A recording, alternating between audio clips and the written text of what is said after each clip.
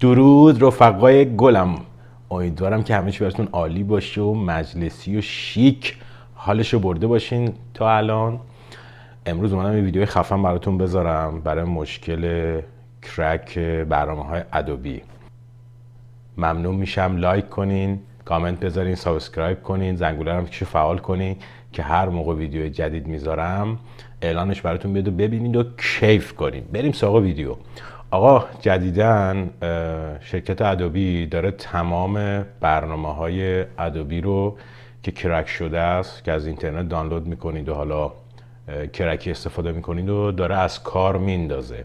یعنی شما مثلا یه حالا فتوشاپ 2024 رو یا حالا برنامه ادوبی رو، ادوب ریدر رو برای سال 2024 مثلا دانلود کردین، نصب کردین، میبینین که این اروری که الان دارم بهتون نشون میدم و میاره که میگه شما باید اینو بخری و بیشتر از 10 روز نمیتونی استفاده کنی و وقتی که این 10 روزم بگذره دیگه کلهم از کار میفته، یعنی به هیچ عنوان دیگه نمیتونین استفادهش کنین.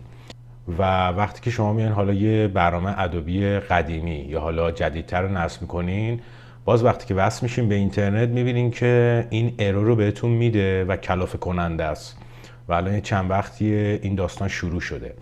من یه روش بهتون یاد میدم که چجوری این کار رو انجام بدین که به اصطلاح دیزیبلش کنین که دیگه نه این ارور براتون بیاد نه برنامه‌های ادوبیتون از کار بیفته.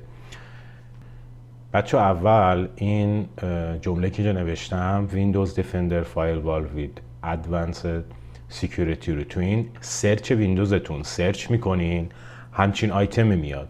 این آیتم رو باز که میکنین اینجا توی منو اول Inbound Roles اینو که میزنین اینجا یه دونه نیو رولز میاد یا نیو رول. اینو که میزنین بعد از اینجا همون پروگرام رو بذارین باشه، نکست رو بزنین. تو این قسمت میگه پروگرامتون رو انتخاب کنین. شما میرین تو اون قسمت آدرسی که برنامه‌های ادوبیتون رو نصب کردین. به طور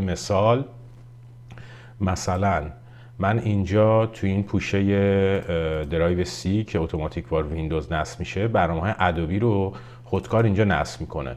به طور مثال من اینجا فتوشاپ رو دارم با ادوب ریدر که روی فتوشاپ میزنم، اگزه فتوشاپ رو انتخاب میکنم و نکست رو میزنم. اینجا باید بزنین بلوک د کانکشن. اینو که میزنین نکست رو دوباره میزنین، تمام اینا رو ازش تیکو میذارین فعال باشه. دوباره نکست رو که میزنین اینجا میگه که یوزر اسم کامپیوترتون رو بدین که حالا من یوزرم هست الیسون میزنم.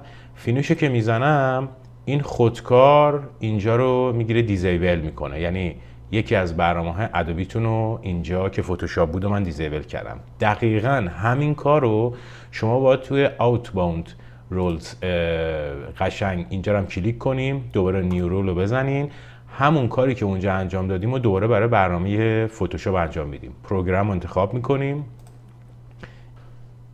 اینجا بچه‌ها پروگرام رو انتخاب میکنیم که ما یادتون باشه اومدیم قبلش تو پوش فتوشاپ فایل اگزش رو پیدا کردیم، نکست رو میزنیم، دوباره اینجا بلاک کانکشن رو میزنیم، تمام اینا رو تیکش رو فعال میکنیم، نکست رو میزنیم، دوباره اینجا اسم ادمین کامپیوتری که داریم استفاده میکنیم و مینویسیم. فینیش که میزنین میبینید که اینجا قشنگ بلاک کرده و اینجا بلاک شده.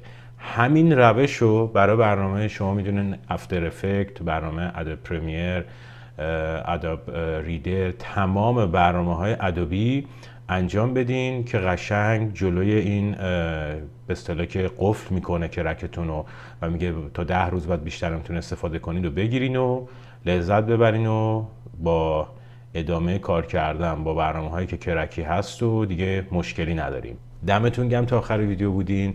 ممنون میشم لایک کنین، کامنت بذارین، سابسکرایب کنین، زنگوله رو هم تیکشو فعال کنین که هر موقع ویدیو جدید میذارم ببینین، کیف کنین، حالشو ببرین. اول از همه پولدار شین، دوم از همه سلامت باشین، سوم از همه سکسی باشین. تا ویدیو بعد، بدرود.